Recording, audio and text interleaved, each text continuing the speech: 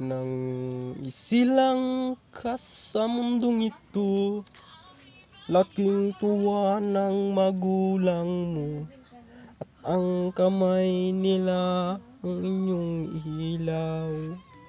At ang nanay at tatay mo, di nalaman ang gagawin. Pinamasdan pati pagtulog mo. At sa gabi, napupuyat ang inyong nanay sa pagtimpla ng gatas mo. Sa umaga na may kalong ka ng inyong amang tuwang-tuwa sa'yo. Ngayon nga may malaki ka na, nais mo'y maging malaya. Di man sila payag, walang magagawa.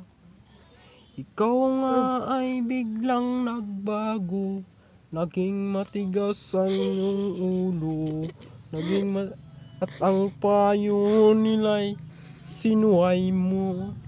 Di mo man lang inisip na ang kanilang ginagawa para sa'yo, pagkat ang nais mo'y masunod ang layaw mo. Di mo sila pinapansin.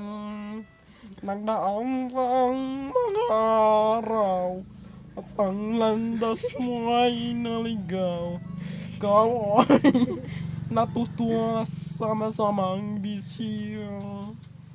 At ang mo'y